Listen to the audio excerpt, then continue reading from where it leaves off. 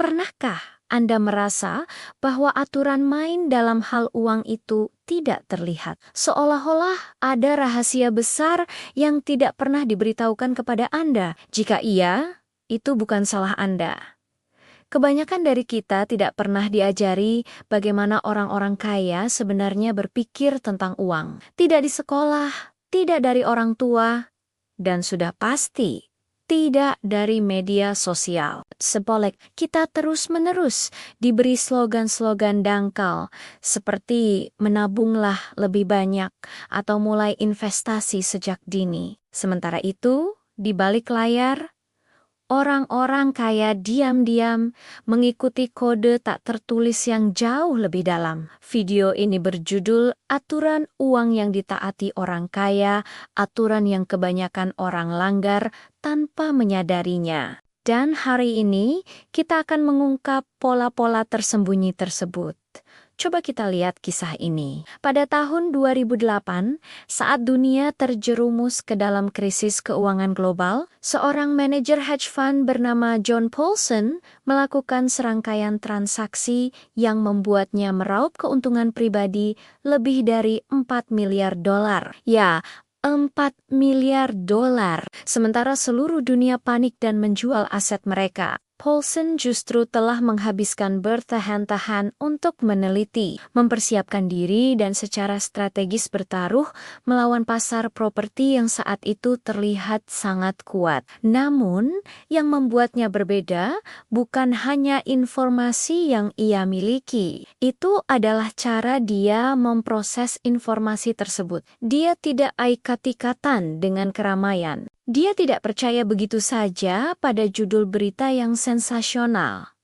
Dia mengikuti seperangkat aturan yang berbeda. Dan inilah inti pelajarannya, perilaku mengalahkan kecerdasan, sementara kebanyakan orang bereaksi secara emosional terhadap gejolak pasar panik saat pasar turun dan serakah saat pasar naik. Paulson dengan tenang menjalankan sebuah sistem yang berbasis aturan dan data. Itulah jenis disiplin yang akan kita bahas tuntas di video ini. Ini bukan soal keberuntungan, bukan soal timing yang sempurna, tetapi soal kerangka berpikir yang memisahkan mereka yang berhasil membangun kekayaan sejati dari mereka yang selamanya hanya mengejarnya. Jika Anda ingin mendapatkan tingkat wawasan seperti itu, bukan sekadar tips biasa, tetapi sebuah transformasi dalam cara Anda memandang uang, tekan tombol subscribe sekarang juga. Karena kita akan segera memulai dengan aturan pertama yang paling fundamental.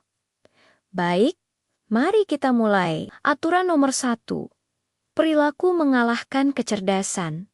Setiap saat, kesalahan pertama yang dilakukan kebanyakan orang dengan uang mereka adalah berasumsi bahwa orang paling cerdas di ruangan itulah yang akan menjadi paling kaya. Mereka berpikir bahwa untuk sukses secara finansial, Anda harus punya gelar dari universitas ternama, IQ setinggi langit, atau mampu memahami rumus-rumus keuangan yang rumit. Tapi kenyataannya, seringkali justru sebaliknya. Kekayaan tidak dibangun oleh orang yang paling pintar, tetapi oleh orang yang paling bisa mengendalikan perilakunya. Koba Pikirken, berapa banyak dokter, pengacara, atau insinyur jenius yang Anda kenal, tetapi hidup dari gaji ke gaji dan terjerat utang? Mereka sangat cerdas dalam profesi mereka, tetapi buruk dalam mengelola emosi terkait uang. Mereka membeli mobil mewah yang tidak mereka butuhkan untuk membuat orang yang tidak mereka sukai terkesan. Mereka panik menjual investasi saat pasar sedikit bergejolak. Atau sebaliknya, ikut-ikutan membeli aset yang sedang naik daun di puncaknya karena FOMO atau takut ketinggalan. Ini semua adalah keputusan yang didasari oleh emosi, bukan logika. Ini adalah perilaku, bukan kecerdasan. Warren Buffett pernah berkata, Anda tidak perlu menjadi seorang ilmuwan roket. Investasi bukanlah permainan di mana orang dengan IQ 160 mengalahkan orang dengan IQ 130. Kunci sebenarnya adalah memiliki temperamen yang tepat untuk mengendalikan doran-gondorangan yang seringkali membuat orang lain terjerumus dalam masalah keuangan. Orang kaya sejati memahami ini. Mereka membangun sistem untuk diri mereka sendiri. Misalnya, mereka melakukan investasi secara otomatis setiap bulan, tidak peduli pasar sedang naik atau turun. Ini menghilangkan emosi dari proses pengambilan keputusan. Mereka memiliki daftar periksa sebelum melakukan pembelian besar untuk memastikan itu adalah kebutuhan, bukan keinginan sesaat yang didorong oleh ego. Mereka tidak mencoba memprediksi pasar, karena mereka tahu tidak ada yang bisa. Sebaliknya, mereka fokus pada apa yang bisa mereka kendalikan.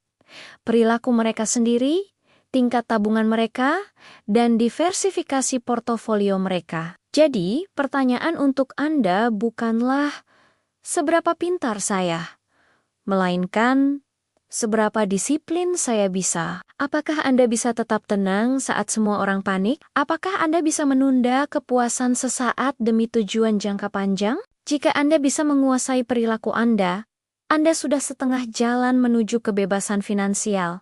Tidak peduli seberapa tinggi nilai ujian matematika Anda dulu. Ini adalah aturan emas yang sering diabaikan, padahal dampaknya paling besar. Terima kasih sudah menonton sejauh ini. Jika wawasan ini bermanfaat, jangan lupa untuk like, share, dan subscribe agar tidak ketinggalan pembahasan eceran uang selanjutnya. Sampai jumpa di video berikutnya.